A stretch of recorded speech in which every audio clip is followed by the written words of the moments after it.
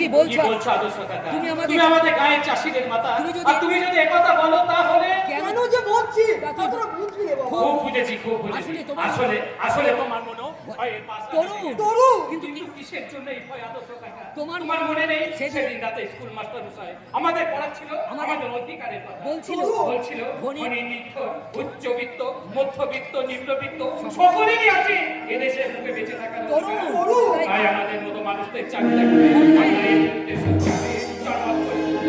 লড়াই করে আমাদের অধিকার আদায় করতে হবে। জান দেব তবে 14 মহাজনদের পায়ে তলায় কি কথা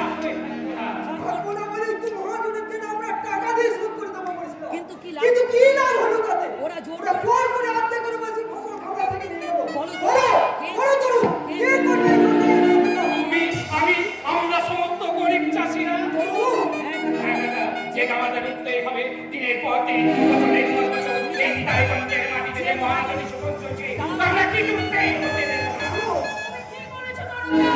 তুমি ঠিক করেছো। অন্যায়কে মুখ বুজে সহ্য করাই হচ্ছে সবচাইতে বড় অপরাধ। এদের তো অনেক ক্ষমতা রে মা। ওদের চাইতে তোমাদের ক্ষমতায় বা কম কি সেটা আমাদের ক্ষমতা। হ্যাঁ, ধনী মহাজনের আছে শাসন শোষণের ক্ষমতা, আর নিতাই গঞ্জে গরিব মানুষদের আছে ঐক্যবদ্ধভাবে প্রতিবাদের ক্ষমতা। আর এই ক্ষমতার কাছে ওই অশুভ শক্তিকে একদিন হার মানতেই হবে।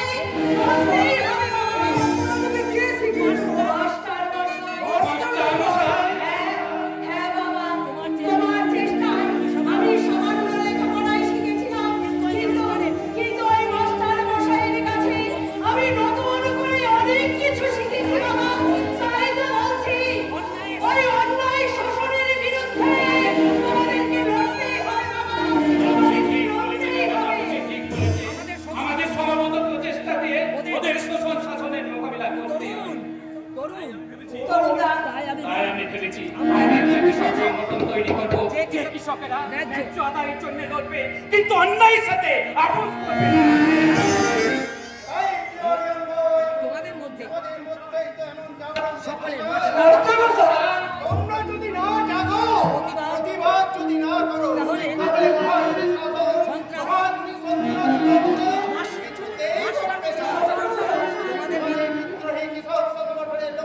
মৃত্যু ভয় তুচ্ছ করে অন্যায়ের প্রতিবাদ করা লক্ষ্য হবে স্বাধীন গণতান্ত্রিক নাগরিকত্বের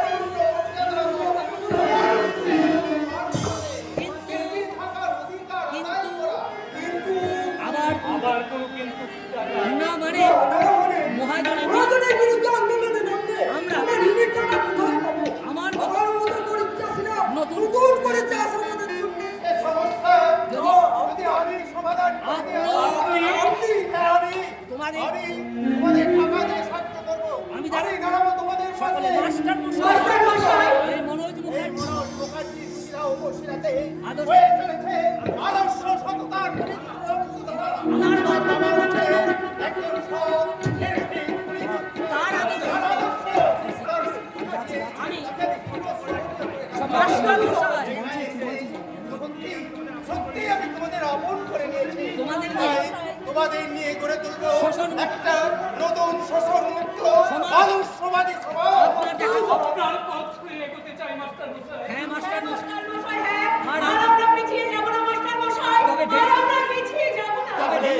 তাহলে মেরুদণ্ড শক্ত করে দাঁড়াও আদর্শদা। সবাইকে সবাইকে আবার নতুন করে ফসল নতুন ভাবে নতুন ফসল ফলানোর প্রস্তুতি নাও।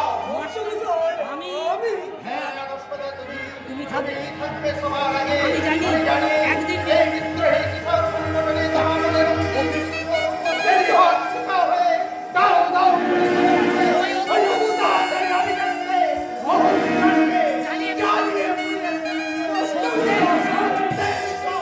একদিন হবে। আমরাও মানুষ, আমাদেরও আছে বাঁচার অধিকার। বাবা, তোকে নিয়ে এই আমি অনেক স্বপ্ন দেখেছিলাম, ভেবেছিলাম এবার যখন মাঠে খবর তখন মহাজনের জেলা তোদের চার হাত আমি হাত, কিন্তু সব যেন কেমন কিন্তু সব কেমন বলবো বাবা বাবা, না এবার আমি সোজা হয়ে সব এবার আমি ফুটো হয়ে শক্ত হয়ে দাঁড়াবো। মাস্টার মাস্টার বাবু যখন লজ্জা টাকা দেবো বলেছে, তখন আর আমরা- তখন আর নয়। রক্ত- রক্ত চোষা শত্রু মহাবলের কাছে হাত পাতাবো। কিছু নেই।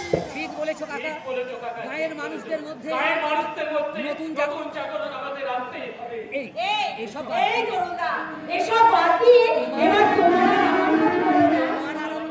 হ্যাঁ সে তো বলবো। এতদিন আমি একটু নিশ্চিন্ত নিশ্চিত নিশ্চিন্ত